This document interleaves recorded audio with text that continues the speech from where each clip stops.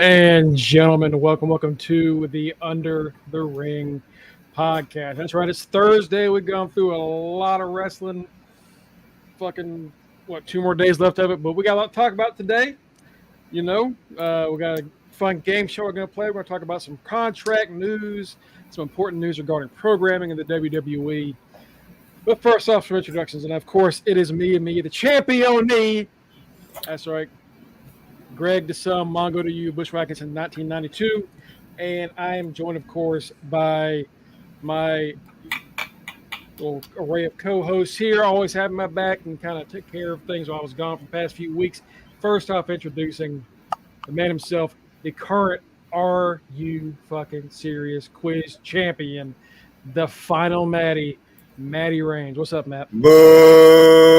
What is up, everybody? Matty, 2 belts in the building.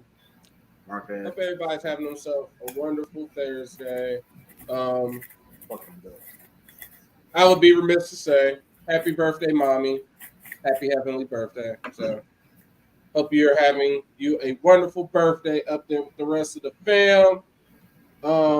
Like I said on Facebook, wish you were here to talk General Hospital because that was our favorite pastime to talk about. But I know you're watching it up there, loving you some Sonny Corinthos and all them. So miss you and love you. Yeah, happy heavenly birthday to your mother. Absolutely. Yeah. Happy birthday, Mom.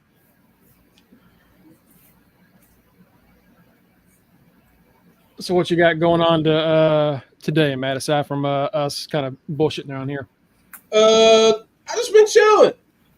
Today has been pretty much, I'm still training on my new job. So it was pretty much 8 hours of freedom.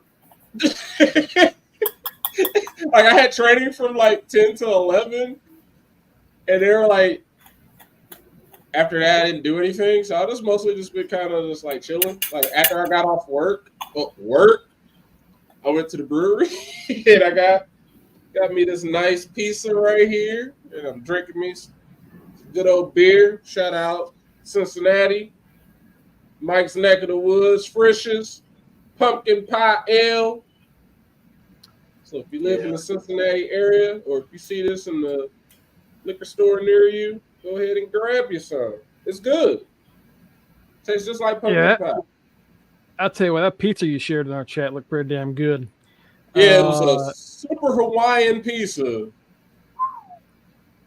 Kenny was like, "Oh no, thank you." Kenny does not agree with pineapple on pizza, but hey, we all had a little mini disagreement on food earlier. But we all agree. We all agree with the.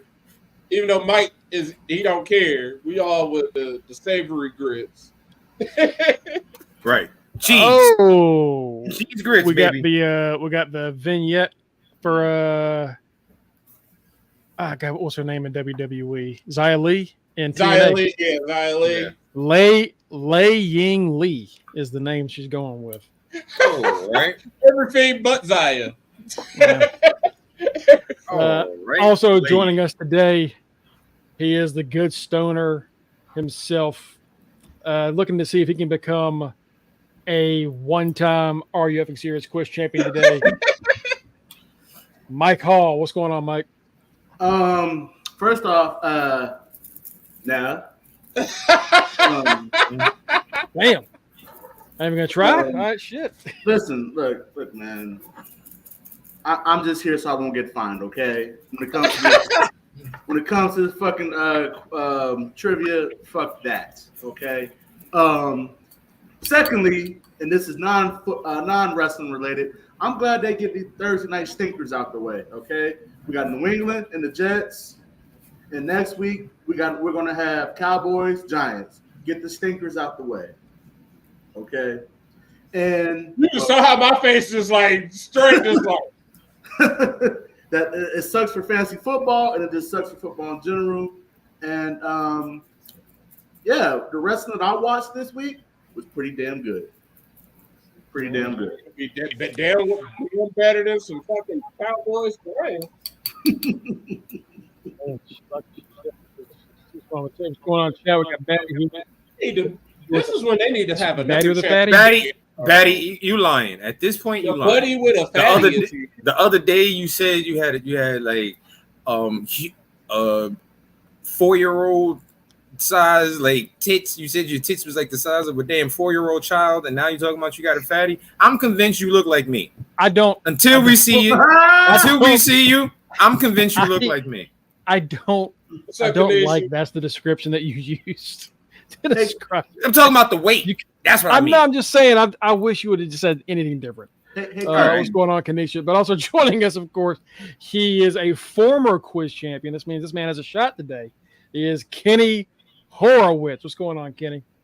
What's going on, fellas? What's going on, UTR? Batty, like I said, I'm convinced you look like me. So until we see proof, I ain't falling for it. Going back to what Matt said earlier, happy heavenly birthday to his mother. I never got a chance to meet her, but I do know her son, and I know he values her. So I know she was a wonderful woman by the son that she raised. And Matt, I know she's proud of you, brother. So thanks. Fast. I appreciate it. Fucking fast, man. Hey, Cookies. What page? What page you post? What page, Batty? What page? What page do you post it on? What fucking page? What page, nigga? What page, nigga? We don't see. What page you got that? Because we ain't got it, nigga. We ain't got it yet, Batty. What page? Hey, Cookies. This ain't just trivia. This is Mongo's trivia, okay? Right. There's a difference. This is extra fucked up trivia, Cookies. So I'm gonna just let y'all know right now. I ain't studied enough. I'll just let y'all know that. I tried this time to make it easier. I'm trying to make it easier. I'm still on this baddie shit. What is private? We don't know what social media your ass has besides Twitch and commenting on here. Your ass is AI. As far as I'm concerned, you AI and you look like me. That's all I know as far as I'm concerned. Prove me wrong, nigga. Prove me wrong. Batty could be following me and I wouldn't even know it because it ain't like I'm gonna reach out to her.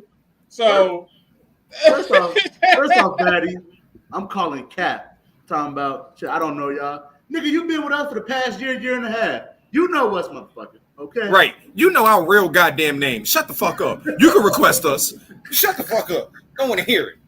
We don't want to hear that shit, Batty. Show the good. Oh, thank you. Whoa. That's simmer down. Whoa. I dragged Batty's ass under the table a few months back. That's the kid. Wait, no, we can't say that name anymore. He needs another name. The icon. The prince. The prince of Dangalang. The Prince of Dang. We'll figure something out for you, Cookies. So we got some fun to talk about today. The Pied Piper peanuts. Oh no. Oh God. The Legion of Lube. There we go. Oh, that's super bitty. 1,000 bottles. Oh, that's big. Still 1,000 bottles. That's super bitty. That ain't cookies. All right. But the Pied Piper could be R. Kelly though too. So, like, what is the number of bottles where it's too much to have in your house at once? Listen, I feel like he had 1,000 bottles. Listen, I was one of my coworkers who happens to be of the community. We were talking about that, and he straight up and down said, "I'm a hoe," and even as a hoe, 1,000 bottles and 784 dildos is just way too goddamn much. 784. 784 extra dingalings. And he knew what each one was. But here's my whole thing. You know who I feel bad about in all of this too, that nobody's talking about? The nigga that had to go buy the lube and the nigga that got to clean the dildos. Oh God. No one is thinking about poor empathy for them, are they? Yes. Imagine being online on Costco. Imagine being online in Costco and you got to stand there with one of those goddamn flat trucks that they got, and it's 800 damn things of lube. You know what? I envy him, but then I don't. I envy him because yuck.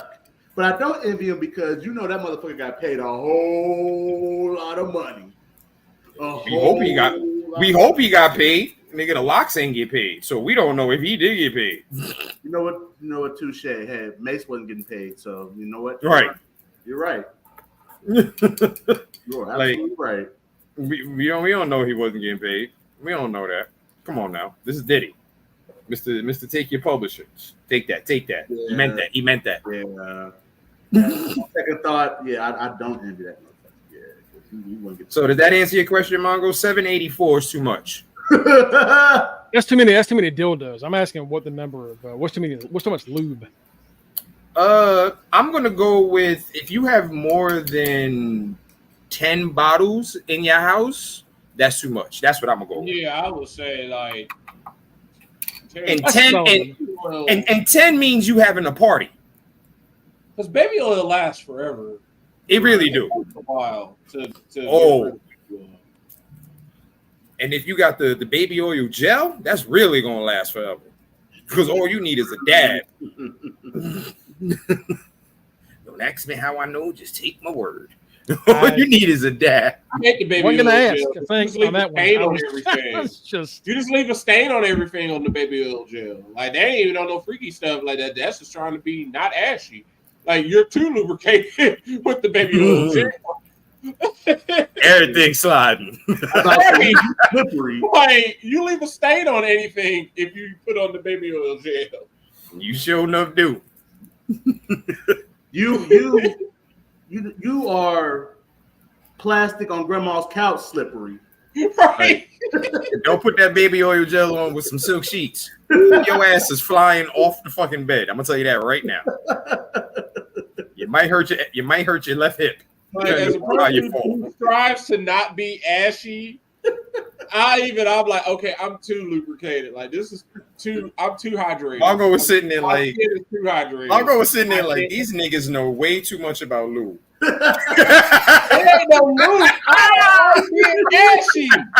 Mike will tell you, I refuse to walk out the house ashy. You are not going to catch me ashy. Mongo was like, I had dope into a section of the black community I did not know I did not want to be a part of. They know too much about lube. I got a lot of questions to ask a couple friends of mine. That's all I'm saying.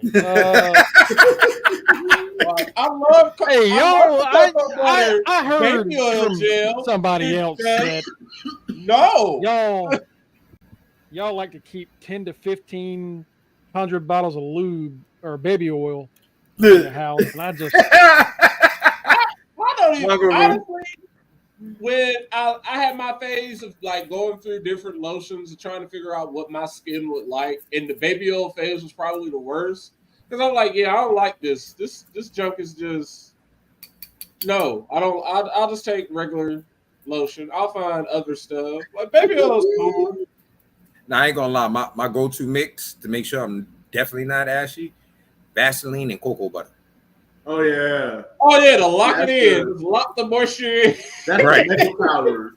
Right. That is a 2-man power trip right there. Right. And Vaseline. Yeah, nigga, I ain't gotta put grease on my body for a week after that shit. Like Vaseline, that's literally what I put on my feet. Like people be like, "Why are your feet so cute?" I put on Vaseline. That's what I do. I don't put lotion on my feet. I put Vaseline on my feet. See, I told you. 10 was the right number. Told you. Yeah. Well, fuck this going on today. We're gonna events official electrifying. You're the Don. All that shit. Get the fuck out of here. We're done. Lubrication. Lubrication. Don't be dry. Don't be dry. Don't be ashy, nigga. Don't be ashy, nigga. Gotta love it. Let's get to some wrestling, Mongo, Yeah. before we really get kicked off. Let's talk about some real bullshit. 18 minutes, we've not said jack shit about Before we really get kicked off of Twitch. Let's get right on into it. This bullshit. This Damien hit on it the other day, and I'm like, nah, because I specifically remember him saying it, and I was like, they ain't gonna do that shit. And then lo and behold, we getting 3 hours of fucking SmackDown, folks. They gonna really put a third hour of SmackDown on us. Like, no. No. Do you remember when like it came out that Triple H likes to sit and look at Twitter during Raw? Yeah.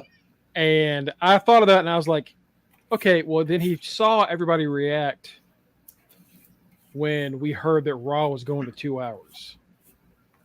And we were like, oh, thank God. Like it was a collective sigh of relief that the entire wrestling fan base just let out at the exact same time when that happened.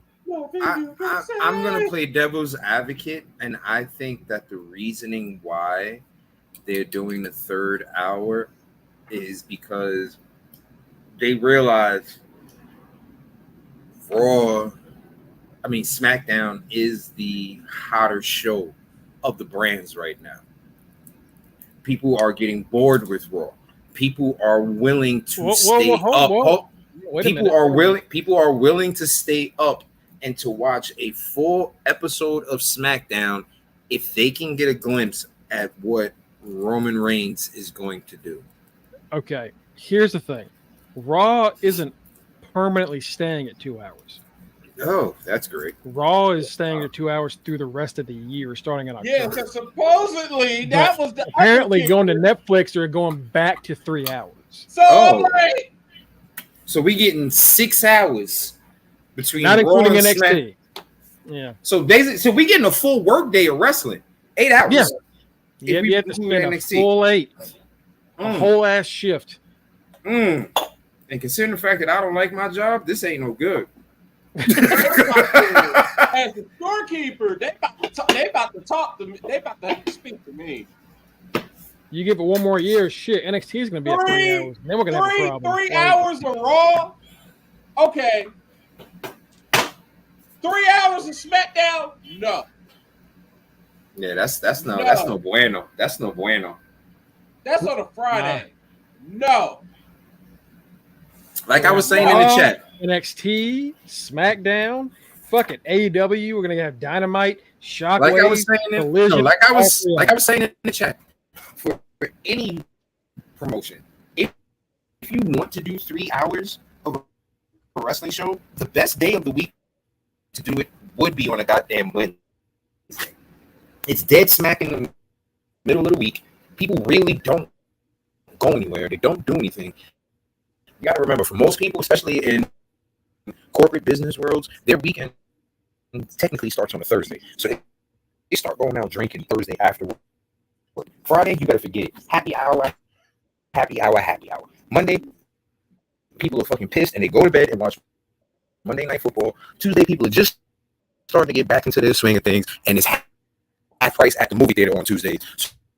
So Wednesday would be the best day to do a 3 hour show. And you better do that shit only during the goddamn fall time. Because if you think people are going to be sitting around in the summertime waiting for a third hour of SmackDown on a Friday night, you have lost your rabbit ass mind, TK.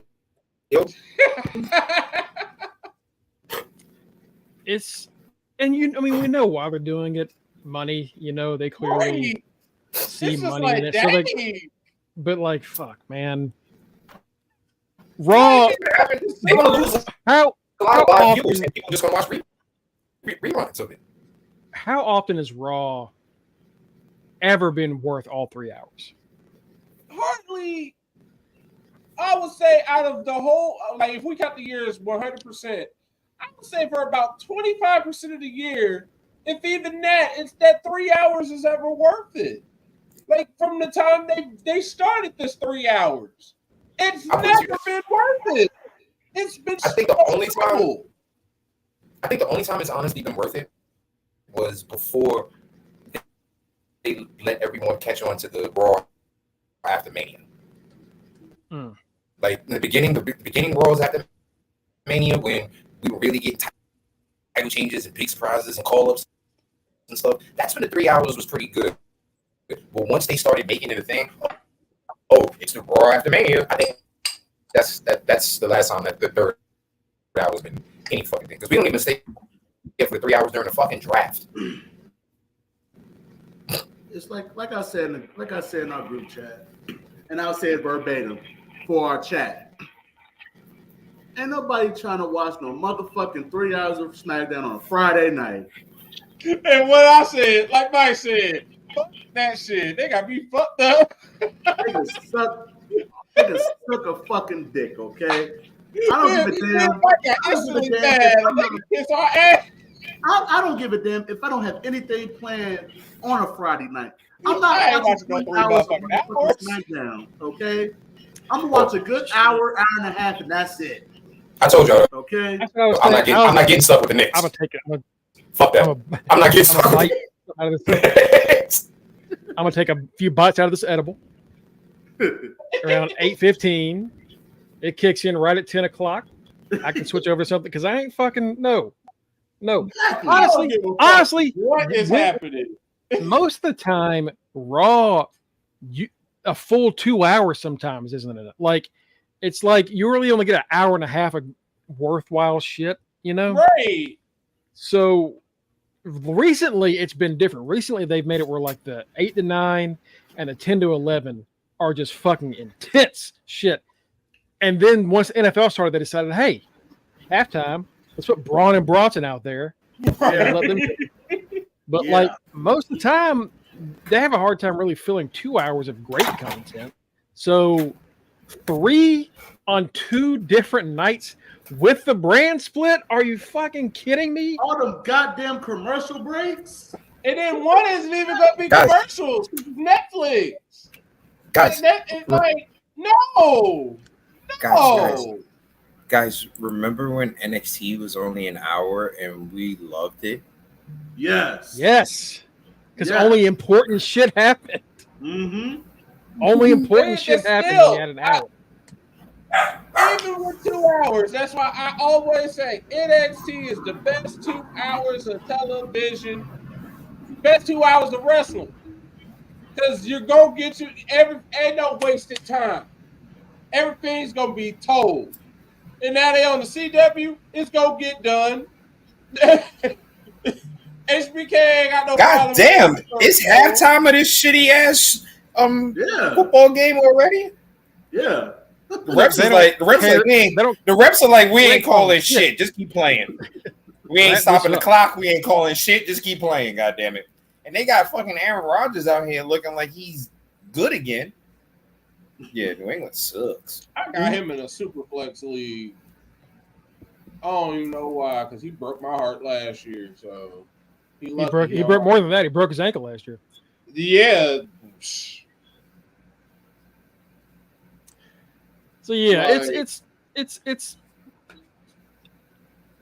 definitely one of those things where like it's clearly done for shareholders versus for anything else.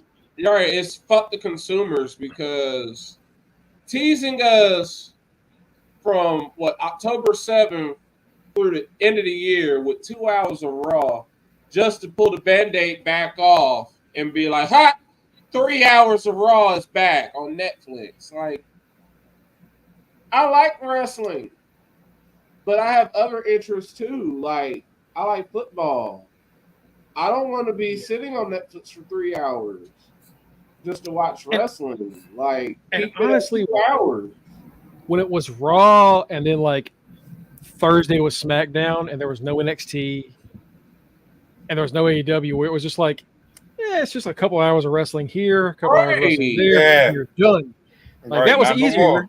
It didn't interfere in your fucking football time or anything else. But now it is so you got to pick and choose the shit you're going to watch. AEW, WWE, TNA, Ring of Honor, New Japan, CMLL, AAA. Like it's a lot of stuff you can easily see now. A lot of indie stuff too. You can easily watch. Right now, how much like am I going to watch any wrestling over like a Longhorns game? Probably not. No, probably not. I put it to you this way. I go to live events and that third hour will be like, oh boy. Oh, yeah. That's a long time to be sitting in that fucking seat. How good I'm going to a SmackDown ever. I'm not going to lie. Every live event that has been at least 3 hours, one of those matches has caught nap time from Kenny. I don't give a fuck. Oh, definitely. I don't blame you. I have definitely fell asleep in the middle of a Raw and SmackDown while I'm there on some, oh shit, this match still on? Let me go back to sleep. And literally. So if you got fans that are dozing off at the goddamn event, come on now. Come on. You don't want that on camera, especially. Right. The last wrestling show that I went to. Shut up, you AI generated person. I went to Dynamite 3 years ago, and oh my God, I felt like I was held hostage. I fell asleep in Grand Slam for a good 4 matches. I'm not gonna lie. I was saying, like Batty says, she said we sound old as hell, but we right. Because if you think about it, because Batty will agree, we are grown. Grown. We work. Mm-hmm. We got grown people jobs. And them grown people jobs require us to wake up at grown people hours. Yeah. Friday night, low key, Friday night be the nights niggas fall asleep early. Because they done be tired from the week. SmackDown, we want to go to We Guess what? We probably skipping to go to SmackDown. We going straight from work to SmackDown, or you taking a power nap, or you ain't doing that at all. You just going on energy, on view, and you sit up there at SmackDown or Dynamite like. This holding on for dear life. And you're stupid, like, you know what? I'm at an event, I'm having fun. Let me get a beer or two. Now your ass got 2 beers in your system. You already sleepy. Next thing you know, this match is for 1 fall, and this nap is for 1 match. when me and Denver went to SmackDown, and they were like, after the SmackDown, we're gonna have Cody. They're like, we're gonna have Rey Mysterio versus somebody. They're like, but before that, we'll have Andrade versus Cookie Ricochet. has 20 bottles, not 10. Cookie has 20 bottles. I said we're gonna stay for Ricochet and Andrade because I think Ricochet is losing. He's getting ready to leave the company. I said we're gonna stick around for that. As soon as that man lost, I told y'all he lost. I said we leave it. I want to know Rey Mysterio versus whoever he's fighting. I don't give a damn. I walked out on Keith Lee and Leo Rush as a tag team. I was like, yeah, here's like 4 pitches. I'm out of here. I'm tired. I'm not doing right. Fuck out of here, man. And what do I do what do I do now? We get there early enough so we get in and then we like, you want to get your shirt? Yes, I want to get my shirt. Buy my shirt now. Sit in my seat. We go watch wrestling. We go watch this wrestling, and then when we ready to go.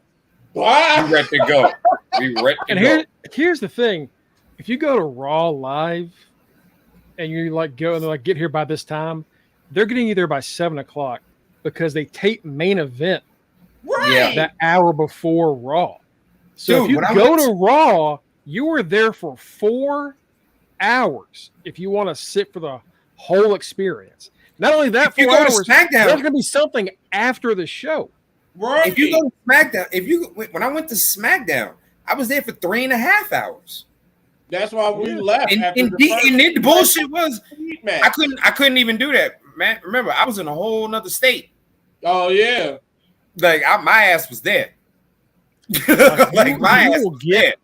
You will get dark matches. You were held long ass shows. Right, you had no choice. So imagine now it's 3 hours. All right, so it's just 3 hours? No, now we're gonna have 3 hours, but we're gonna have 2 matches before the show starts, and then after the show, we're gonna have our special super match. That's another 30 minutes. So really, 4.5 hours. Right, because I saw Andrade versus No. Pete Dunne before SmackDown I started. was sent through a speed match because them shit only got to be 3 minutes. I'm like, oh, there are no Right. time. This game. When I sat when through a speed match. I sat through another dark match, and then after SmackDown was over, I saw Drew versus Jey Uso. when the draft, the southern part of the draft went to SmackDown that one night when we saw the -6 live, we got to see Brody and beat the shit out of Sean Spears. So that's cool.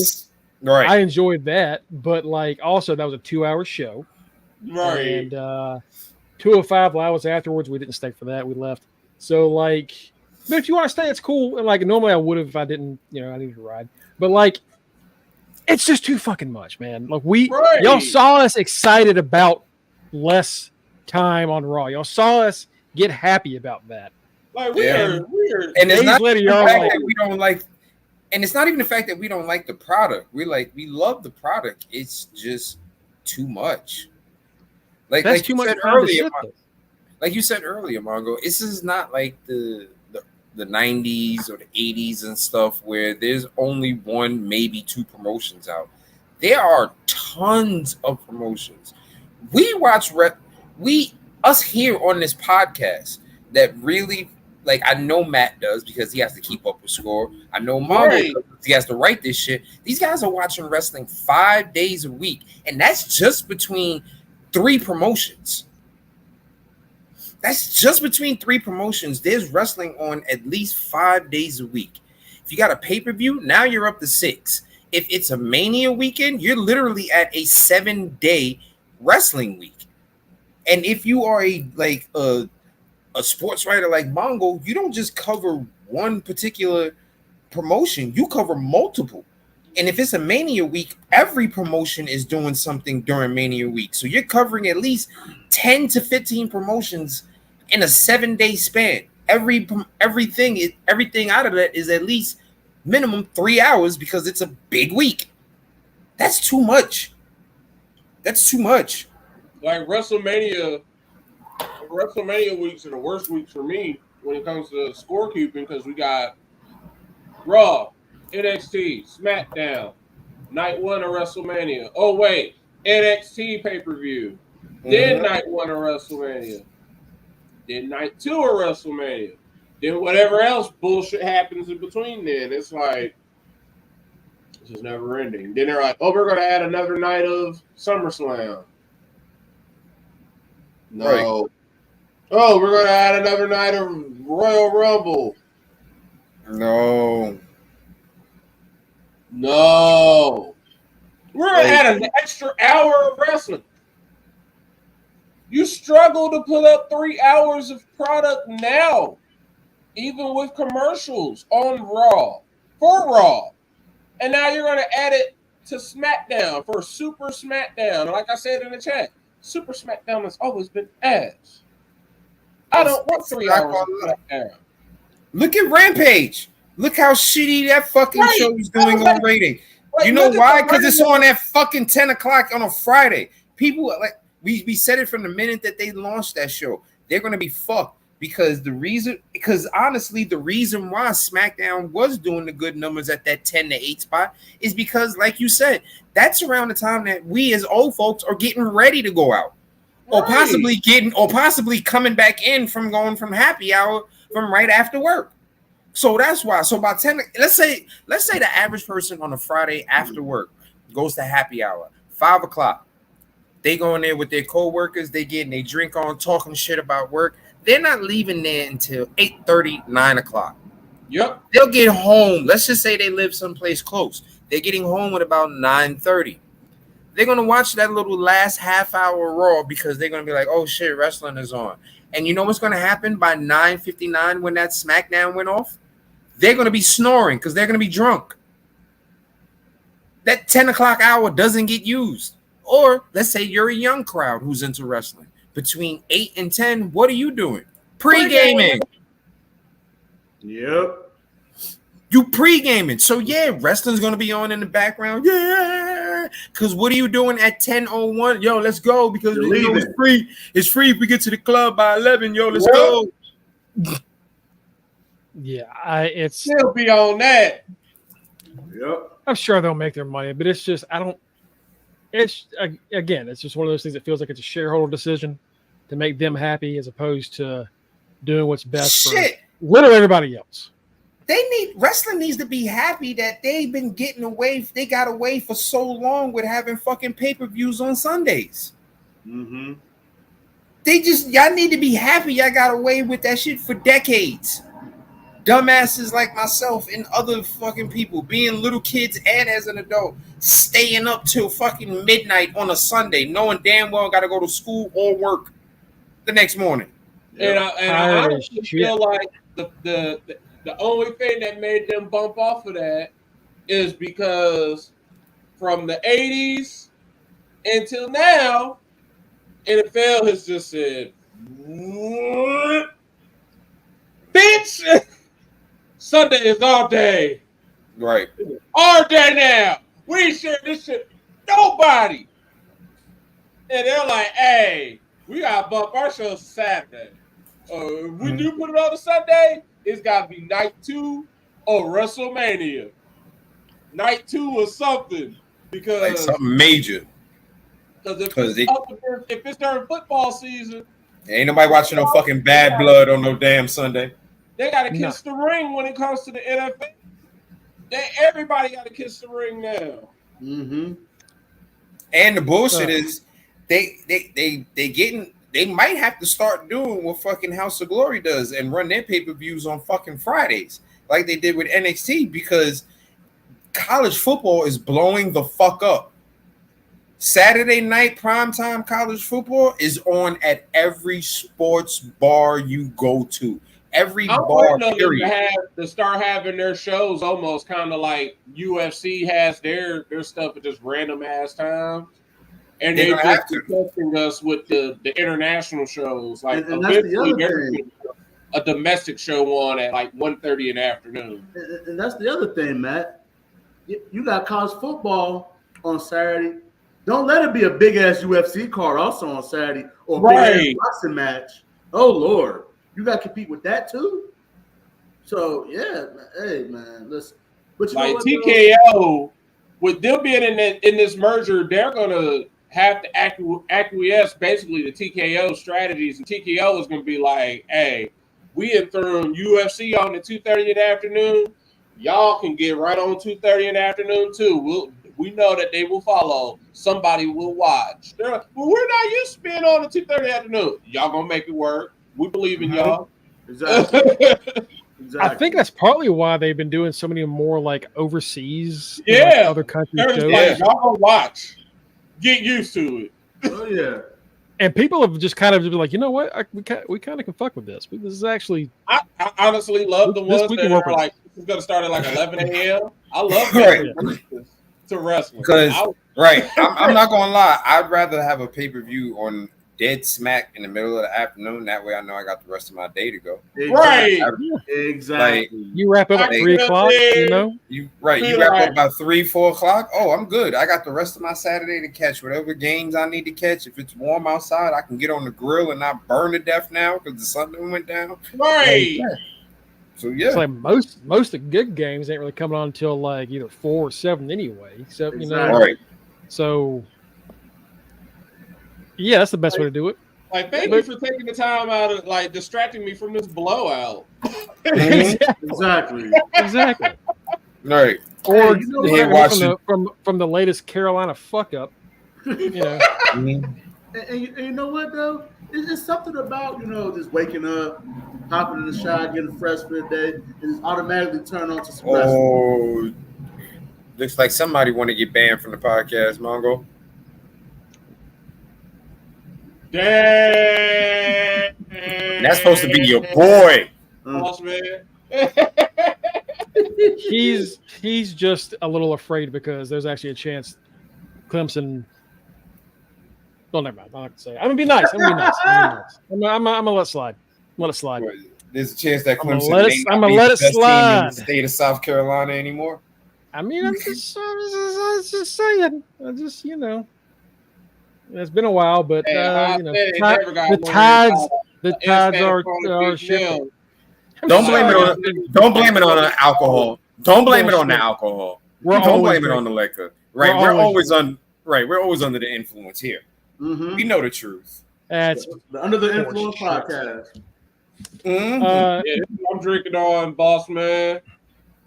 Precious. So Boss Man show. Let's talk about this. WWE looking to lock in Kevin Owens for more years. KO has been a target for AEW for since before they even actually officially formed. Like as soon as he said that, I was like, why would he want to be Kevin Steen after all these years? Like, no, he ain't. There we go. All right. There it is. Right. Exactly, Matt. Like, this man is honestly having fun. He gets to spend time with his kids. KO is probably one of the few wrestlers that gets vacation on a regular. Because this motherfucker will go out for like a good 2-3 weeks randomly. Like, yo, nigga, where the fuck you been? And next thing you know, you look, he's at Disney with his 7'14" son.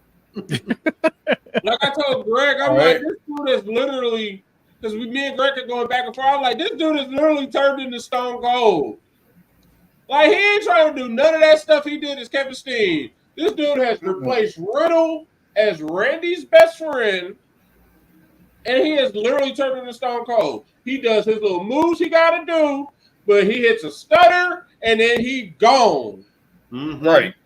Like, he ain't doing the damn Senalizer anymore. I can tell you that much. That Senalizer ain't ever coming back. Ever. That shit is gone. But that man is Look, there is a thing going on right now in WWE, AEW. I don't know if you heard this. No one has ever been able to suplex KO from the top rope. No one has ever been able to get him off of. So if you please don't think Will Ospreay is hitting a Hurricane Rana on him and getting him off, because that shit ain't happening. He ain't doing it. That shit is baked into the contract. It's not happening.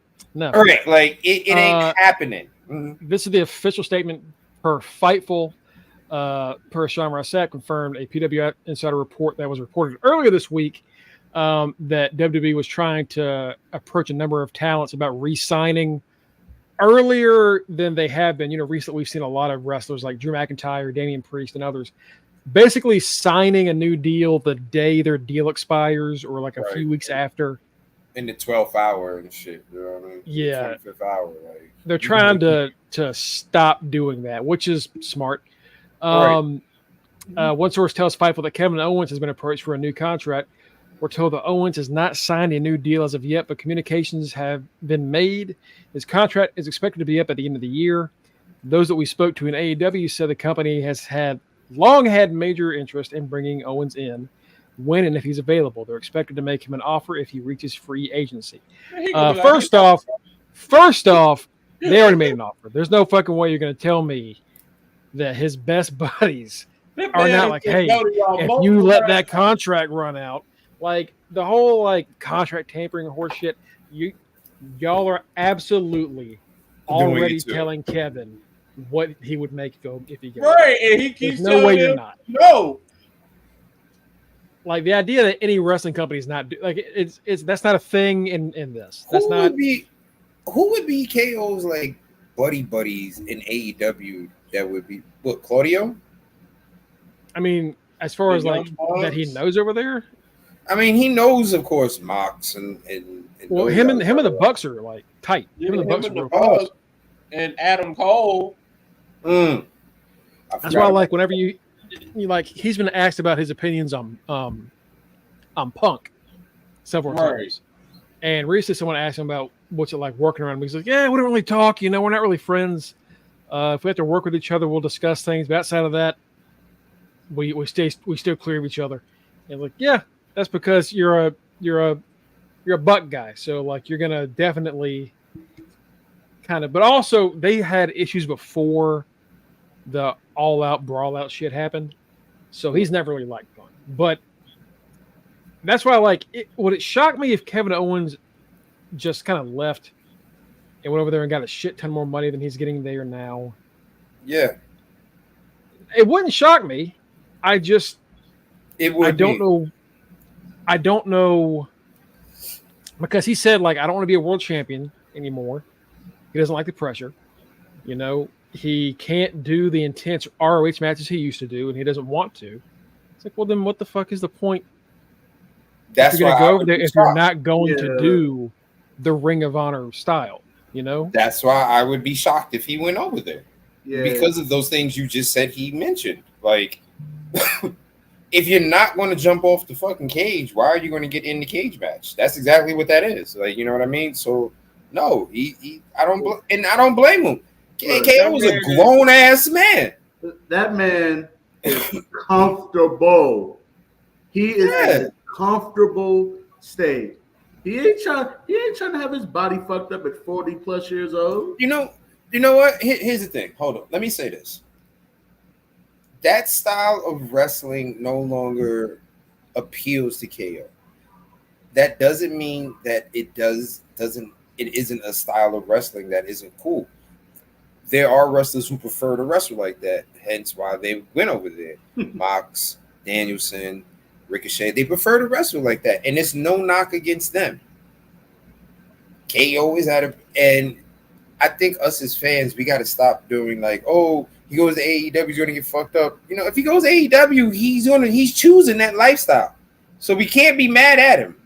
He's choosing that lifestyle. That's something he clearly would want to do. We don't think as you know, armchair wrestlers and as you know, people sitting on the sideline who got real, you know, knee problems and back problems. We don't think that that's a smart idea.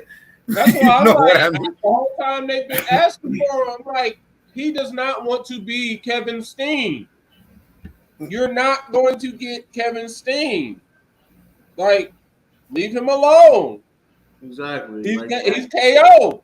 That man, and that's what I'm saying. Like, he The is True TV title, damn it, that is going to be a title, isn't it? He is in a really great is. position. That man is comfortable.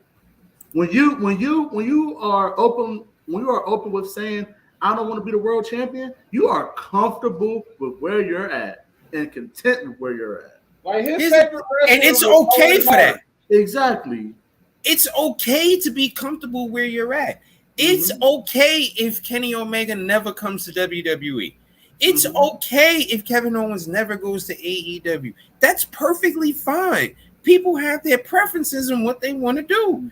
And if they're comfortable with doing it, let them rock out and just be comfortable. And think about this. Like, him and Sammy were on the fucking grind. That always grind, that indie grind before signing with WWE. Those two dudes are comfortable. Those dudes were retired WWE wrestlers. When it's all said and done, those two guys will refer to themselves as WWE guys. Because you're absolutely right. Them motherfuckers was on the grind. Fucking Sammy has they both have whole separate libraries under different names. You can look up a whole library of Kevin Steen. You can look up a whole library of El Generico. Like, it's so if they got a point where they're like, yo, I don't have to do that no more, and people love me and are paying me good money, and I can do random shit because I've made it to a point where they give me creative freedom. Like, come on, the man rolled out the ring, ran to the other side by Randy Orton, and rolled back in the ring to get the hot tag. That shit was the funniest and most clever move ever. And you sit there and you think, why don't other people think of that shit? Boys having fun. And WWE is the safest. It's the safest. Now, do they have injuries too? Yes. Do people get hurt there? Yeah. But it's not a car crash like AEW. TNA might be the safest. You can't count PCO. Yeah. that spikes that fucking stat so much higher. Yeah. Like, you can't count PCO because that thing should have been dead a couple of years ago. Right. So It's like you can't count Frankenstein. That's not fair. Right. That's really right. Yeah. Right. With the new matchups entice him. I mean, maybe like we're not Kevin. I don't know what. Maybe it would. Maybe, but like, if it's just going off of what he said, it does feel like he's just going to stay there and just kind of make big money, retire, move forward. Like, it feels like KO's nearing like the last 5-10 years. I don't know if he's gonna make the change now because he's not. They would call him and Sammy Ring of Honor guys, and originally it was because they were in Ring of Honor for so long, right? They've both been in WWE longer than they were in Ring of Honor. They both have 10 years in WWE. Oh yeah, they OGs, bro. Like, they are OGs. They are locker room leaders. Mm-hmm. So, like, and again, the idea of Kevin, like, he could be a world champion. He just doesn't want to be. It's like he clearly could be at the top. So it's not like, oh, he wants to go prove he can still. He could get that now if he wanted it. He just doesn't want it. He doesn't want Exactly. So him going to AEW, like, people were like, oh, we finally see him as the AEW world champion. Don't want to be the AEW world champion. Listen, Right. I don't want to go. I don't want to. If I'm in KO shoes, I don't want to go to the company that wants to be ROH, New Japan, and ECW at the same fucking time. I don't want to have to deal with that shit. When I've made a name for myself at the creme de la creme, WWE, because that's what it is, the creme de la creme, top notch, top shelf, okay? As far as the wrestling hierarchy. And I've established myself as a top guy. I've been a world champion, been multi-time mid-card champion, tag team champion, household name. I am good. I'm good. And I get to have creative control and do what I want when I want. Like Kenny said, get to take vacations whenever the fuck he wants. Right. I'm good. I'm good. And Triple H is my boss? Which boss would you rather have? Triple H or Tony Khan? Depends on what you want to hear, I guess. And if I'm Kevin Owens, that's an easy answer. The guy who's been my boss for the past 10 years. That's done right by me, whether I wanted him to or not. Exactly. Exactly. Man gave me his world title. They literally gave him a world title. Mm-hmm. Yeah. So that's the thing, is it all just adds up to, like, What does he want? If it's just like, I'm gonna hang out with my buddies for a few more years, that's cool. That's fine. Okay, makes sense. But if it's like none of the other reasons add up for legitimate reasons for him to leave. So I don't know. Hey man, as the old saying goes, work smarter, not harder. Hey, if he does, cool. We'll see some different stuff out of them. But I wouldn't expect him to be a world champion. I'm going to be honest with you. Because he goes to AEW. I don't know if we'll see anything different out of him. We'll see different feuds, is what I'm saying. Like, we'll see different. We'll see different feuds, but it won't be. I don't think we'll see too much of a different moveset, which then will make him not look correct. We're getting the package neck breaker. We're getting the stunner. We're getting the frog splash, the pop up power bomb. We're getting all that stuff. Like, we're getting the WWE moveset. Yeah, we're not getting the Steamalizer. We might get the double underhook pile driver he used to do that Jay Briscoe did, that Mark does now. But nope, he's not going to do it because Mark does it. Maybe. So like it's that's the thing with, like, the moveset won't be what y'all are thinking it's going to be. Like So that's like when I watched that Edge and Christian matchup. That was the most WWE match I've ever seen in AEW. In the AEW ring.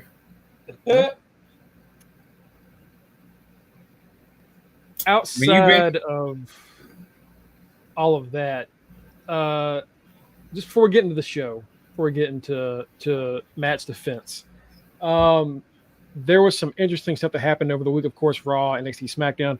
Raw this week, way better than last week. Jesus Christ.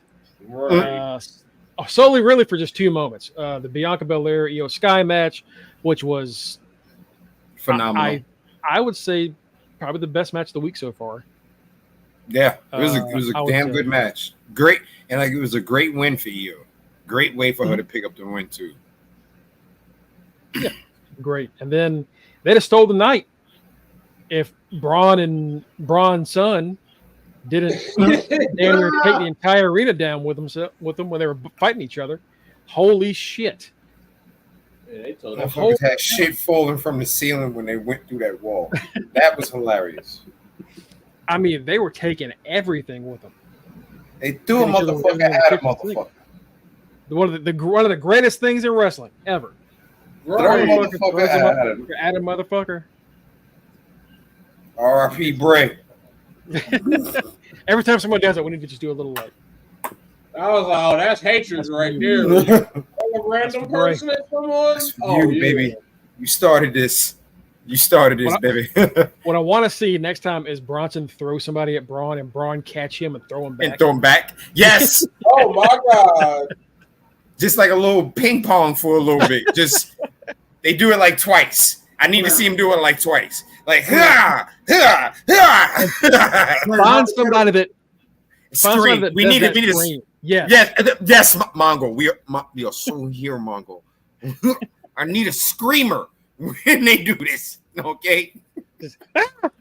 Just like real high pitch. Pee on themselves. That's Isaiah Cassidy type scream. Like real high. Have y'all ever heard that scream in real life? That scream is hilarious because they show up to House of Glory quite often, so he has done it in the match against the Briscoes, and that shit is hilarious. It's very high pitched and it's loud, like it fills up the arena. Yeah, you don't think it's going to be as loud as it is. It sounds like it's right next to you when he does it. He screams that shit. I heard him do it when I saw that show in Atlanta. When I saw Cody hit that moonsault on a Warlock steel cage. I think it was like a AW Dark match they were in, and yeah, it is it's loud. It is loud. Yeah. I would love. Yeah, they just need to go ahead and just hot potato a motherfucker. Mm-hmm. Yeah. Yeah. Really. Please. Please. We need it. We need it. NXT, of course, had some pretty good moments. A lot of it had to do with Punk. Punk, of course, comes out and is interrupted by Roxanne Perez. Roxanne says that she's a big fan of Punk all her life, and younger her would be crying if she knew this was going to happen to her one day. But now that the moment's here, she wished she had been a Drew McIntyre fan instead. That was pretty fucking funny. I'm not going to lie. Right. That was funny. Matt and I were saying it yesterday. Like, you know what? She's finally kind of coming into her like bratty little shit heel Alexa self. phase. Yeah. Mm-hmm. It's still not there yet, but she's getting there. Taking it long enough because goddamn. Yeah, it took what, 6 months, 7 months. Right. Good Lord. Punk said that Roxanne is someone that belongs to the main roster, and he said he was watching that Io Bianca match, and he said, I gotta think you belong here, and damn it, I think you're better than them. Like, whoa. Let's not get going too far there, Philip. Simmer down, Puddin'. Relax. Let's relax. Shit. Relax, calm down. Philip. Straight ahead my ass. You were on relax, Philip. Saying that shit. Fucking Terrence and Philip ass. The second that shit starts happening and being said, that's when like people get real weird about it. People start saying weird shit about Roxanne. Don't want that. Just fucking let it happen naturally. You know, she'll get there. She'll get there. She is going to be that good. But like, don't fucking. Shut your fucking face, Uncle Papa. Exactly. Exactly. Oh goodness. And of course, Trick Williams and Ethan Page, we had their contract signing. At the beginning of the night, Ava had them come out. Ethan Page put Trick through a table. They don't sign the contract. Later on in the night, they come back out, and it's revealed that CM Punk is going to be the special guest referee for that match. Right. So it took almost a year, but CM Punk is finally involved in a title match. Just not in the way you thought it was going to happen. Right up, Jacoby Brissett's hurt. Come on out. You know you got to be benched anyway. Nah, he up. Oh. That nigga up. He's fine. Dust it off. It's fine. Right. That nigga up. He know he ain't gonna have no job if he don't get up. That's why. He know they gonna fire his ass on the spot. Okay. He ain't even gonna make it to the locker room. Nigga, take your shit off and go home right now. We saw Tony D run away. Give up like a bitch. Yeah. Tony D turn into a bitch. And then we had the Rocky moment that y'all were talking about when he was confronted by the group. Yeah. What's wrong? Why can't you fight Oba? I'm scared. I'm scared. That's what I'm going to say. Like, all right. Okay. And then Rizzo has her fucking Adrian moment. You can be remembered as being scared or someone that died fighting. All right. Okay. Yeah. You can't win. That's what's good. You can't win, Rock. You can't win. You can't win. You can't go to space, Rock. You can't breathe on Mars. They can't breathe either. About to show Tony D running in Russia with a Sherlin and some Ugg boots. Man had to get that verbal Viagra. Yeah. You gotta realize Rocky What had did a Sherlin jacket and Ugg boots running through 2.5 feet of snow. Get the fuck out of here. Get the fuck. All of a sudden now Rocky is fucking a Yeti. He can walk through snow. Get the fuck out of here. No. Yeah, Cookies, the Tony ED episode. Alexa, play the Wiz soundtrack. Hey guys, look what I got, guys. Ooh. I'll enjoy. I need that. I'm a grown up. I get to have my own now. I'm gonna say something a little controversial.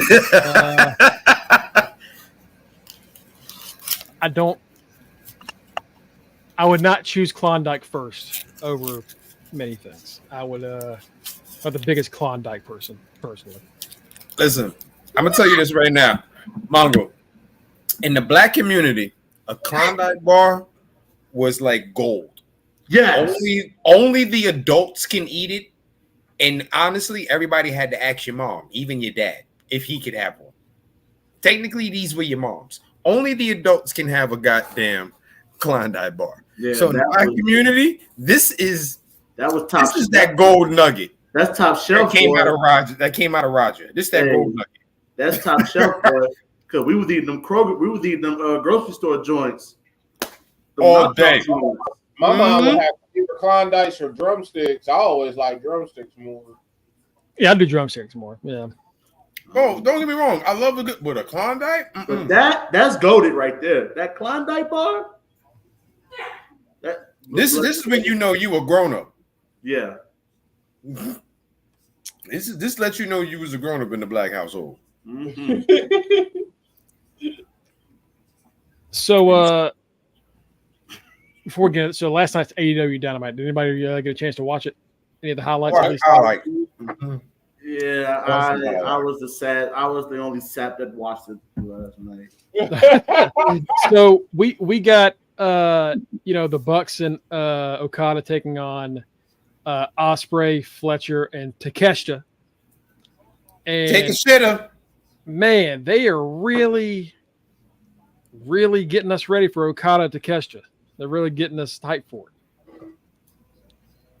That's the And match. It's going to be a good match. Yep. Will they actually let Takeshita win the belt? No. Nope. Probably not. So, what's the point? Yeah, I mean, maybe they'll let it happen finally. I mean, how long has he had that belt? Oh, I Okada's forgot. been kind of like laxed and more like easy going and kind of like fans have been noticed. He's not he's not New Japan Okada because he's not in his fucking mid-20s. But like, is Okada gonna want to do the entire Continental Tournament? Yeah. Yeah, Out of pride alone. out of pride alone, maybe. He might want to do it and just lose it at the end. Right. You know what? I was just thinking about this too. I forgot. I'm protesting both of these belts because fuck Tony Khan and fuck those belts. Okay, fuck them. Doing their best to keep them separate, to keep your dream dead. Yeah. So you know what? Fuck these belts. I forgot I protested. Yeah. These goddamn belts. Stupid ass Tony Khan. He meant that. He said that. Fuck Tony Khan and fuck this. I mean every word of that shit. We got to see Hangman Page beat the shit out of Tony Schiavone. And then who makes the save? Who makes the save on Tony Schiavone but Jeff Jarrett? We're getting the Jeff Jarrett Hangman Page match. What? Hey, Hangman Page is going to feud him with Jeff. First of all, I was about to be Hangman and Tony Khan was about to be Schiavone. That's going to fucking happen, okay? You be fucking Hanger with the Tony Khan's. And you know what? During that promo, once Hangman got to talking, I said, "Oh, Schiavone gonna die." Then, like 3 minutes later, he turns his attention to Schiavone. I'm like, "Mm-hmm."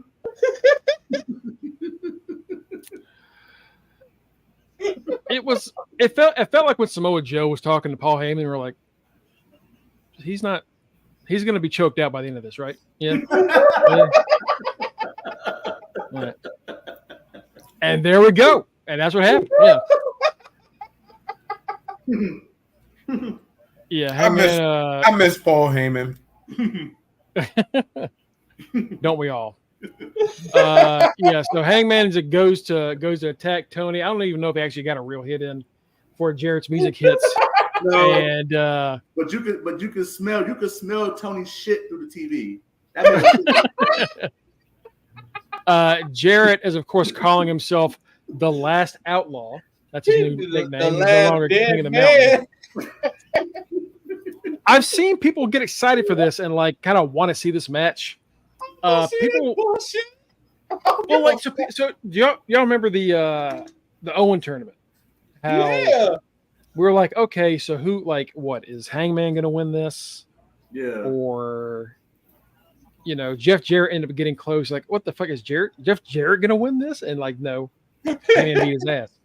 Hangman beat his ass and also like touched his wife apparently. So that's the feud: is you touch my wife, I'm gonna kick your ass. And last week he tried to like confront him. Touch him even worse now. And Hangman beat his ass and threw him on top of some chairs. Like, Jeff, how many times is he gonna have to teach you this lesson, old man? What the? You touched my wife. All right, he about to touch you now. Hangman about to get 2 of them bottles of that lube. All right, he about to go touch the shit out your ass. He about to like do everybody your ass. collectively looking at Jeff Jarrett like, sit your old ass down. He about, the diddler.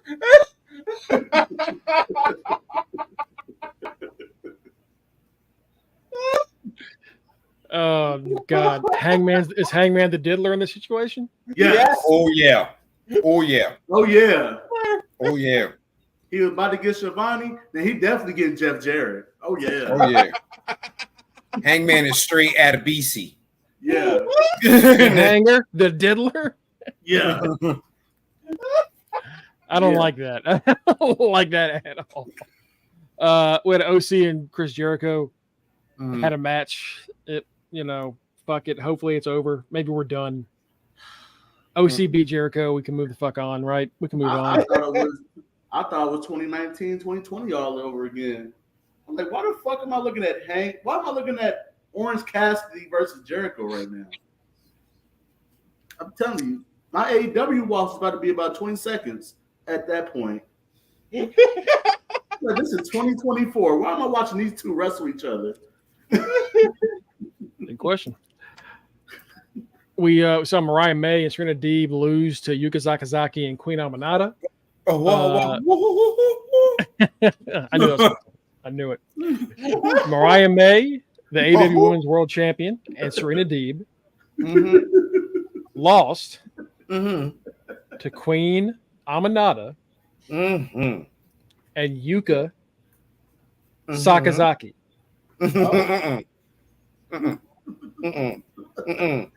After Mariah I don't own a Suzuki. After Mariah hit Yuka with the belt, got a DQ finish. Apparently, Mariah hit Yuka with the belt for a DQ. Yeah. Yuka Sakazaki is challenging Mariah for the belt. Mariah May.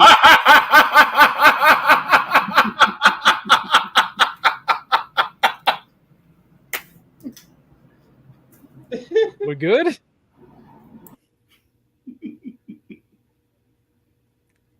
Something must have got shared in the chat somewhere. I don't know what just happened. I have no idea. That must have gone to a chat somewhere. After that, we saw Mina Shirakawa respond with a video on screen. Mariah's been trying to get her to come back to AEW. She misses her, yada, yada, yada. Looks like we're going to do that match. That name just took me out. It was just one of the funniest names I've ever heard just now. I'm sorry. I apologize. Yuka Sakazaki? That shit, just don't do it again. I don't know why that name gets me. It makes me laugh. Even when Tony Schiavone was saying it, I was dying. I can't help it. That name really makes me laugh. I apologize, Miss Yuka. I think one other thing we really missed was Ricochet beating Mortos and then challenging Ospreay. Well, not really challenging. I guess he did. He challenged Ospreay for the championship, which is going to take place on the 5th anniversary of AEW Dynamite, which is October 2nd. So we get in 5 years. Yep. Good for them. So Grand Slam starts next week, right? So Grand Slam is next week and then the week after. So the second week of Grand Slam is also the 5-year anniversary of AEW Dynamite. You know what? Good for them. Good for them. Because I'm going to be honest. I didn't think they were going to last longer than possibly 2-3 years. I thought too many egos were going to get in the way and it was going to implode. And it did. But they managed to somehow. It did cause problems. I mean, you're not wrong. But they held on and they, congratulations to them. Yeah. We'll see what goes on with that. All right, now let me win a title. Let's go. I think that about does it for our news for the recap for the week, which means, ladies and gentlemen, it's time for Are You Fucking Serious? That's right, gentlemen. It is the wrestling quiz show we all want, nobody likes, except me. Today we have 3 contestants. We have, of course, the man himself, Kenny Horowitz. Say hello, Kenny. Hello. We've also got the good stoner Mike Hall, who is here so he won't get fined. First of all, not only is this motherfucker the prediction champ, we're playing his goddamn show. Ain't this a bitch? Hey, when I made this show, I wasn't champion. But you are now. I had to think about this other day. Ain't this a bitch? Mongo champ, and we're about to do trivia? This Some bullshit. Hey, you could be a champion tonight, Mike. Listen. I'd rather Mongo ask us these questions than have him answer these shits because his ass would never fucking lose. Right. Oh, goddamn walking encyclopedia of wrestling over here. Fuck that. There you go. Alex Trebek, keep your ass on that side of the goddamn cards, okay? Also joining us, of course, is our current reigning and defending Are You Fucking Serious quiz champion, Matty Rain. What's going on, Matt? Whoa. What's up, everybody? Whoa. Oh God! Yeah, it's time. It's time to get this shit on the road, folks. Thank you so much for joining us for a exciting. Let's be honest. I'm just doing this to piss everybody else off. That's kind of Yeah, you really are. It's just for me. It's just for me. We're doing things a little differently this time around. Mm-hmm. I changed the game. Let me introduce you boys No, to the new and improved Are You Fucking Serious quiz show. Oh, God. Jeopardy! Oh. That's right, boys. It's Jeopardy time. Oh. Oh my God. What's the last category? The logo is in the way. The last category. What's the last? Oh, sorry. I can move it. Let me move the logo. There you go. Champions of the Oh, 20. yeah. I was like, oh shoot, it's the champions of the UTR. That would be Tito. We've got 6 categories, 5 questions each. First category, famous wrestling pets. Second is name that show. That involves any wrestling related show, whether it be on TV, internet, wherever. Stables of shit. Clearly terrible wrestling stables. Hell in a Cell, with Bad Blood coming up. There's a Hell in a Cell match there. Drew McIntyre, CM Punk. So we're going to do some Hell in a Cell trivia. Oh yeah, Mike would definitely win now. It would not be Are You Fucking Serious without the theme song section. So we've got 5 questions lined up for Monday Night War theme songs. These are songs specifically only from the WWF during the Monday Night Wars. Oh shit. Last but not least, champions of the 2020s. Oh boy. So, Matt, you are a returning champion. Oh goodness. So you, my friend, get to pick first. Oh God. Stables of shit for 100. Stables of shit for 100. What do we have? Vince McMahon pulled up several NXT stars seemingly at random in an effort to allegedly take a shot at Antifa with this dead on arrival stable. Do you want to buzz in? Just say bing or buzz or raise your hand, whatever you want to do.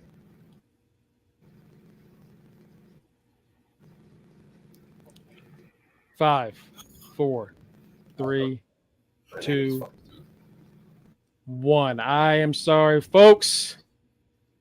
The answer: Retribution. They weren't sure where they were going, but the initial thought when they had the little guys, that's actually how I ended up in Retribution. Was they had the little guys with the ski masks on making a mess. And then everybody ragged on it because they were like, look at how small these guys are. Drew McIntyre would kill these guys. So the next week they said, Vince said, get some bigger guys. So they actually got some performance center guys. And I managed to sneak my way in as an extra long enough to get unmasked and actually get called up. But as I understand it, we were meant to be Antifa. So yeah, Retribution was meant to be Vince McMahon's response to Antifa. Wow. Ass. Okay, racism. Ass. Okay, racist. All right. So nobody got that one. So Matt, you get to pick again. All right. Name that show for 200. Man, that show Fucker, for fucker, 200. When the WWE Network launched, we got some original content ranging in quality from fun to the drizzling shits. One of these shows featured 8 Hall of Famers attempting to live together. Kenny? Legends House, baby. What is WWE Legends House? That's correct. That puts Kenny on the board for 200. See, I'm reading these, so just make sure y'all say something if you want to answer. Okay. Kenny, you get to pick next. Give me famous wrestling pets for 400. Famous wrestling pets for 400. Dustin Rhodes has miraculously gotten better with age, particularly due to getting clean over a decade ago. He prefers to ignore certain moments in his career and will block anyone who brings up this character, which had a pet rat named Misty.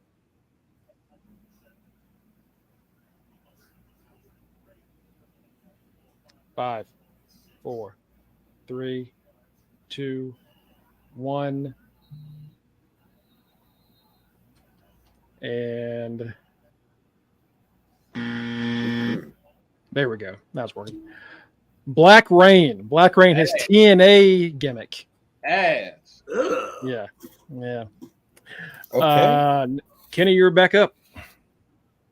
Give me name that show for 300. And that show for 300. TNA began attempting to drill into the UK wrestling scene in 2013 with 2 seasons of this show, which was won by Rockstar Spud and Mark Andrews before it was retired in 2014. 5, 4, 3, 2, 1. Global something. British Boot Camp. Yeah, ass. All right, Kenny. Once again. Hell in a Cell for 100. Hell in a Cell for 100. The first Hell in a Cell took place at In Your House Bad Blood when Shawn Michaels defeated The Undertaker. All right, Matt, go ahead. Who is Kane? Who is Kane? I just watched that fucking match too. Who is Kane? That is correct. So Matt is on the board with 100. Matt, you may pick again. Let's go champions of the 2020s for 200. Oh, motherfucker. Champions of the 2020s for 200. Checking the comments real quick. Let's see. While there is no definitive frontrunner for most reigns, this 32-year-old tops the division with the longest women's championship reign in AEW history. Kenny?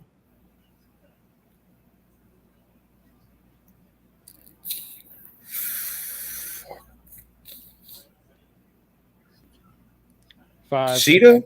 4. Nah, I'm sorry, that is incorrect.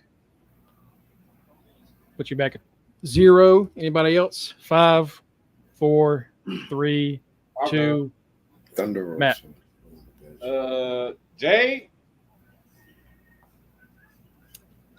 That is correct. Jade Cargill, 508 days as the TBS champion. I'm thinking the world champion, not just any champion. Yeah. I tried to word it so it was just genuine championship. Matt, you get to pick again. Name that show for 100. Name that show for 100.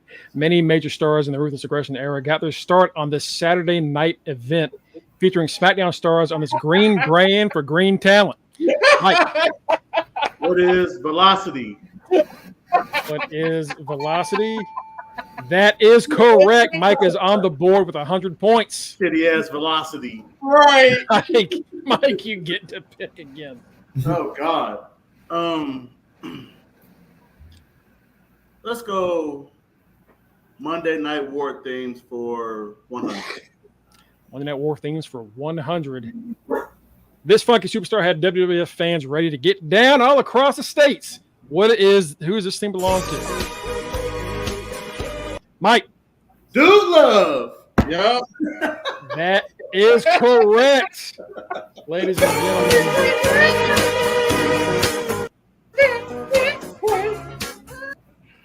That is correct. Mike is up with 200. All right, Mike, pick again. Well, shit. I'm going to press my luck again. Give me Monday Night War things for 200. Monday Night War things for 200. There's no denying the popularity of this well-decorated tag team, though older women might want to steer clear of any furniture in the vicinity. Dudley Boys. Yeah. There, Kenny, I'll give it to you. That's the Dudley Boys. I didn't know what that was. I heard blah, blah, blah, blah, blah, blah. Yeah. We're coming now. I didn't hear that. Drop the bombshell. Yeah, that's what I heard. I was like, oh, what the- Yeah, this is what we got. I have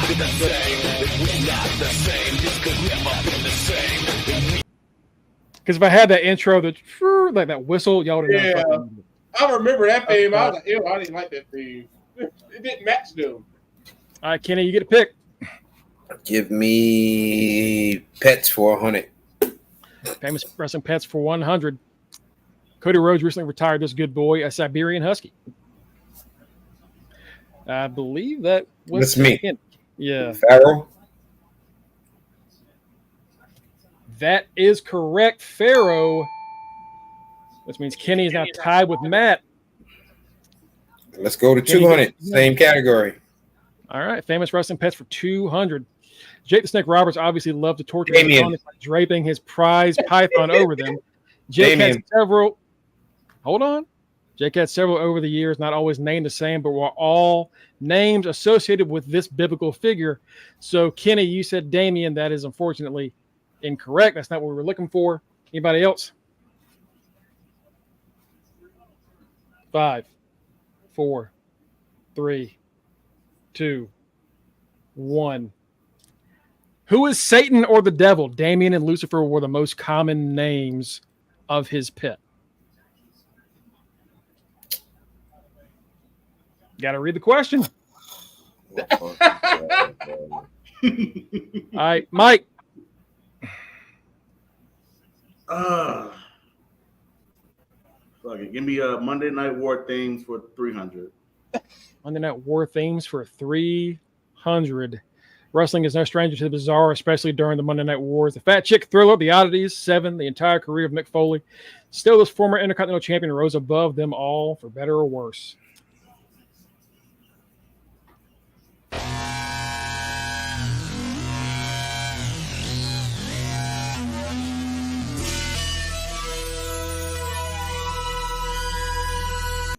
Goldust?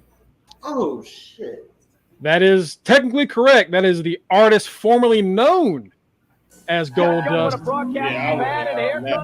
That puts Kenny in the lead at 400. I forgot he had that beginning. Wow. Yeah. Yep. That is ugly. So Kenny's in the lead with 4. We got Matt at 3, Mike at 2. Kenny, you get to pick again. Give me Pets for 5. Pets for 5. In the 90s, Al Snow was fed his dog Pepper by the Big Boss Man in a gruesome angle. As horrifying as that was, this storyline allegedly comes from a rumor that this iconic WWE manager fed Jimmy Snuka his dog as a rib. Kenny, do you have your hand up? I can't see. No, sir. Okay. All right. Absolutely not. famous manager from the early 90s. If that narrows it down, and if you want to take a guess, anybody? 5, 4, 3, 2, 1. Mr. Fuji. Oh, damn. Mr. Fuji allegedly, according to Al Snow, actually fed Jimmy Snuka's dog to him as revenge for something back in the day. Oh. Yeah. Again, allegedly. Nothing confirmed. Allegedly. That's just right. Still. Good Lord. But Al Snow claims that's real. So, you get to pick again, Kenny. Go ahead. Give me Stables of Shit for 2. 2. TNA got its name partly because Vince Russo thought it was funny to name a promotion after tits and ass. He took it further with this stable that featured Triple X, Chris Sabin, Eric Watts, BG James, Raven, and David Flair. 5, 4, 3, 2. What is SEX? Sports Entertainment Extreme. That's what I call Good grief. All right, can you get to pick one more time, and then we'll give it to somebody else? Champions of 20s for 100. Champions of the 20s for 100. This machine went on a tear in 2021 and dominated multiple promotions after being bestowed the nickname the Belt Collector. Mike. Kenny Omega. That is correct. Who is Kenny Omega? I put Mike at 300. Mike, you get a pick. Shit. Right. Mike will clear this section. Famous wrestling pets for 300. Famous wrestling pets for 3. Koga Beware often came to the ring with his best friend, a colorful bird that matched his. Kenny? Frankie. That is correct. It's Frankie the Macaw. So Kenny goes up to 700 points. Down the lead. Kenny, you get to pick. Give me Hell in a Cell 2. Hell in a Cell for 2. Hell in a Cell broke new grounds in 2016 with the first ever women's Hell in a Cell match. This is a Raw Women's Championship bout where this superstar fell to the Queen herself, Charlotte Flair. Matt. Sasha. Who is Sasha Banks? That's correct. Let's put Matt at 500. Matt, where do we go next? Champions for 300. Champions of the 2020s for 300. Despite having the most combined days as TNA Tag Champion, this man's solo career kicked off after nearly permanently blinding his longtime tag partner.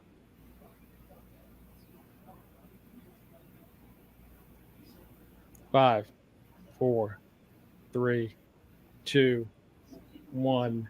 And That should be Eddie Edwards.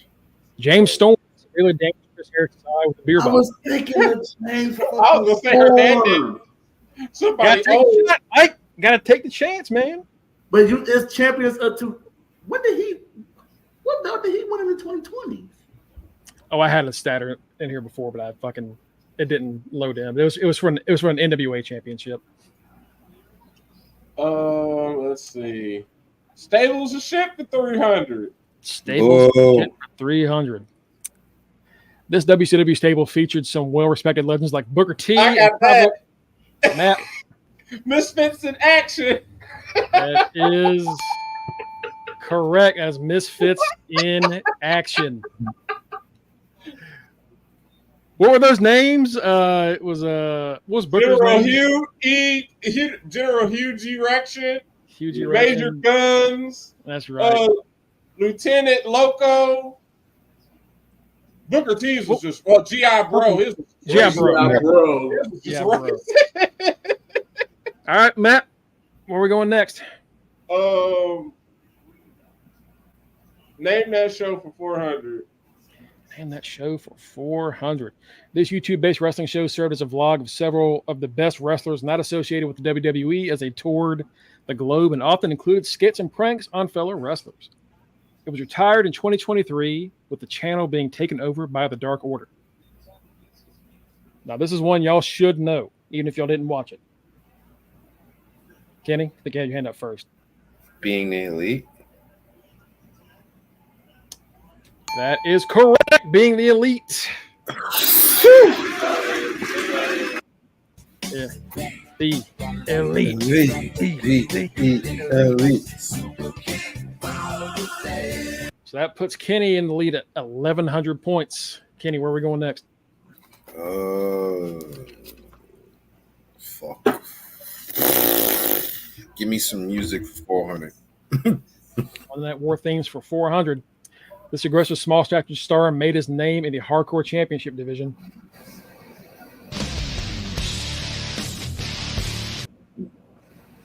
Y'all had your names up there or hands up there. That's Holly.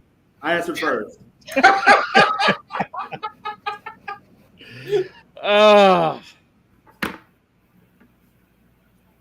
Yeah, fuck it. All right. Yeah, I guess that's what we'll do. All right. Oh, wow. Oh, just give it a bite. I don't have another thing to, buzzers would be cool, but we don't have buzzers. Yeah, let's crash Holly. Mike, you have a chance here. Where are we going next? Hell in a Cell for 300. Hell in a Cell for 300. Drew McIntyre will enter this third Hell in a Cell match this year as an attempt to win his first. His last was a last chance match for the WWE Championship against this dominant star. He's 0-2 in Hell in a Cell matches. Matt? Bobby Lashley. Who is Bobby Lashley? So Matt and Kenny are now tied. That was when we used to own both of them on NWA. Yeah. His first match was also for the WWE Championship against Randy Orton. Matt, where are we going? Let's clear out. Name that show for 500. Name that show for 5. This web exclusive show ran from 96 to 07, was known for some incredibly awkward live situations, including the moment where Lita was confronted for cheating on Matt Hardy by Matt Hardy.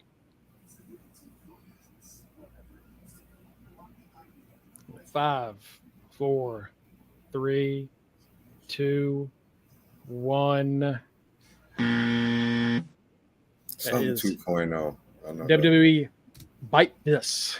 Oh, I forgot about Bite We have This. another caller online. If you could please state your name and your question, please. Hey, Amy. This is Matt Hardy.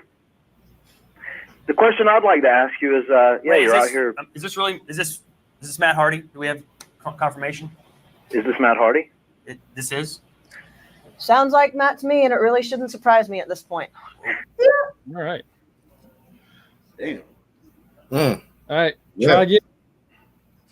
Oh, damn. Champions of the 2020s for 400. Champions of the 2020s for 400. This powerful young superstar will forever be etched into the record books for bookending one of several defunct WWE championships. That bookending means he is the first and last champion for this title. So titles that are now defunct in the 2020s that have been retired.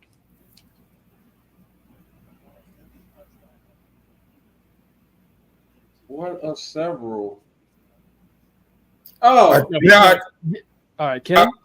Gunther? I'm sorry, that is incorrect. Matt, did you have an answer? that was going to be my answer. Your answer? Yeah. It is none other than Tyler Bate, first and final NXT UK champion. Our big, strong boy, of course. Yeah. And I would have went Pete Dunne even before then. So damn. Stables will ship for 400.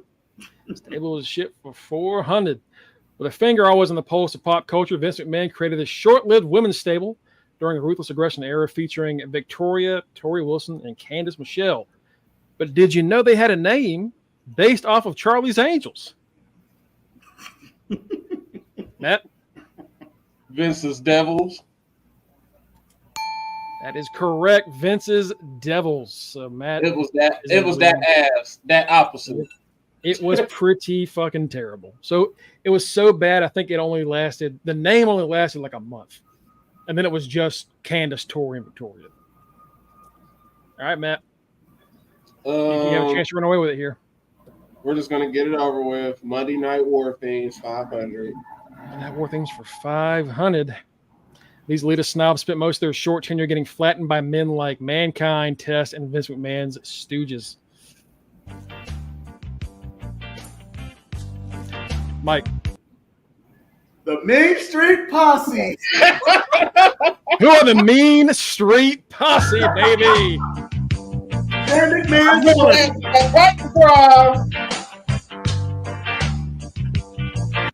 That jumps Mike into second place with 1,200. Mike, you have a chance to actually come back and win this thing. Mr. I'm here so I don't get fined is actually Right. in prime position. Let's go Hell in a Cell for 400. Hell in a Cell for 400. There have been 52 Hell in a Cell matches throughout WWE's history, with 53rd taking place at Bad Blood this year. This WWE superstar is known for the stipulation and also holds the record for losses in the structure. Me? No, Triple H? I'm sorry, it is not Triple H, but you're close. Matt, Mike. 5, 4, 3, 2, 1. Randy Orton. Who is the Undertaker? Most wins at 8, most losses at 6, most appearances at 14. I said I'm has he been in the fucking most? Has he lost that many damn times? Yeah, he's lost a lot. Lost the most and been in it the most. Damn. Oh, man. I said it, oh my god. I said it in my breath. Oh. Okay. You got to trust yourself, Mike. You know more than you think, man. You know more than you think. I'm literally like, I'm reading. He says, no, okay. You know what? Oh, yeah, we're going to be good moving forward here. There's a lot of context clues there. Okay. Fuck it. I'm trying, man. I'm trying. Hell in a Cell for 500. Oh, shit. I'm assuming this is from the Matt Hardy thing. You said Hell in a Cell? Yeah. 500. Hell in a Cell 500. A handful of times WWE has attempted to add extra gimmicks to the Hell in a Cell, including this stipulation that led to one of the greatest matches in Bloodline's story, featuring Jey Uso and Roman Reigns. So what was the added stipulation to the Hell in a Cell match between Roman and Jey? Matt? I quit. That is correct. That is the I Quit match. All right. We got 2 left.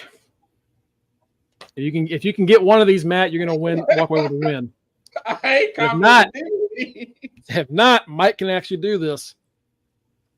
Stables of shit for 500. Oh god. Stables is shit for 5. Heath Slater made a career out of being a loser in the ring and managed to find himself leading a handful of geeks in this stable that included Adam Rose, Curtis Axel, and Uncle Howdy himself, Bo Dallas.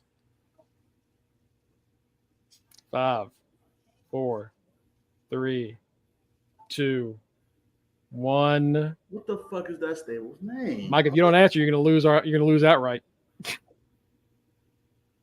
Well, fuck it then. I don't know. The Social Outcasts. Oh my god!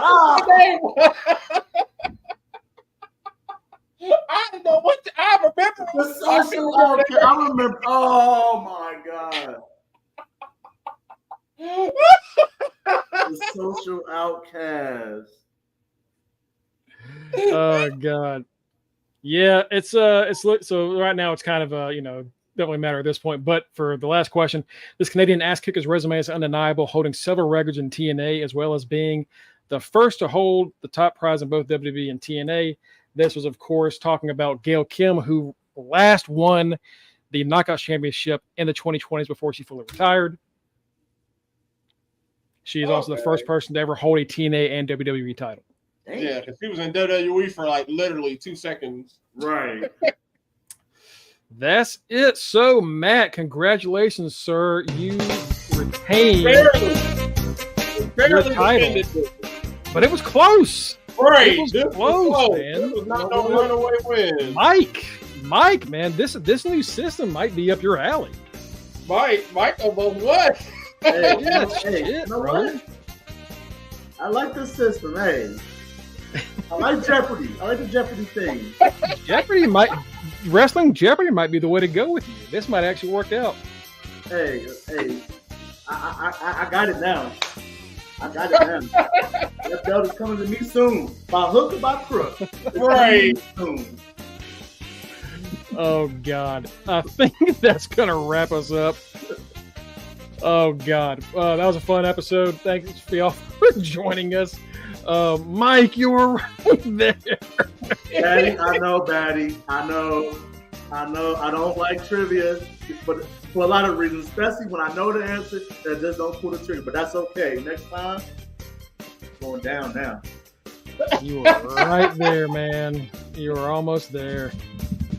But it's all right. Hey, next time, you know, I think now that you kind of know this is going to be the new game going forward. Right. So, you know, I feel confident in you, Mike. There were some questions there. You were like, I had it. I just didn't say it. Yeah. Hey, it was two. Undertaker, and I forgot the other one. I'm like, fuck. You hitting that Mean Street? I didn't know you knew that Mean Street Posse theme. I thought that was even. Oh yeah, I had that. Y'all both knew that. Me for that one. Oh yeah. Hey, I'm an attitude era baby. So hey, the Mean Street Posse, Shane McMahon's boys. Oh, I do that. Oh, rich. So I like this better. All right. Okay. All right. I'll keep this around then. We'll keep this going. The next time we'll do this, I guess, is the next time we don't have a pay-per-view to cover, which is we got one coming up soon, don't we? When's Bad Blood? Bad Blood is in like a couple of weeks. So basically October, sometime in October. October 5th. We might have enough time for one next week. We'll see. Right. Shit. Oh, Mike, Matt, you might have to defend that shit next week, brother. I'm sorry. Hey, I got no problem doing it again. Oh, yeah. But folks, thank you so much for following us tonight. We'll be back Monday to talk Raw, to talk about everything that happens over the weekend, and to get ready for that documentary. The Vince McMahon documentary is coming from Netflix. And you bet your asses the second that shit drops, we are dropping a Saturday show. Right. It's coming. Binge it, because we're going to do the same thing. You can follow us at facebook.com/undertheringpod and twitch.tv/undertheringpod. You can also get us at our link tree and fingertip.com/undertheringpod. You go to either one of those, you're going to get our links. You'll find us. I am, of course, at Greg Bush SK. You can find Kenny Horowitz, the man behind the camera, at RockRibs44. We got Mike Jones, Mr. Freshbeard, our runner-up tonight. Hey, man, again, I think you got this. Might be your way to go, brother. You know what? Runner-up, I will take it. You've been dead last every other time, so that's a huge leap. We're moving up. We're moving up in the trivia world, Mongo. Right. We call that a dub, baby. We call that a dub. Of course, our current Are You Fucking Serious quiz champion, the man that just had another successful defense. He is Matty Reigns. He is the final Matty at the right answer. Good night, Kanisha. Have a good night. Have a good night. Of course, we have Tito Flair himself, our street team captain at Borreo Maliente. Last but not least, our good friend and local news correspondent, Justin D. Baxley. And again, because I forgot to say it, I'm the goddamn predictions champion, motherfuckers. So, me.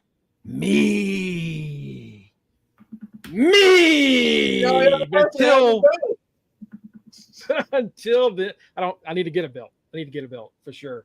But until next week, we're signing off. Have a wonderful weekend. Watch some football or something, whatever the fuck y'all do. Right. Read, go outside, touch some grass, get some ass, whatever. Just be good to each other. That's what's important. Do the damn job.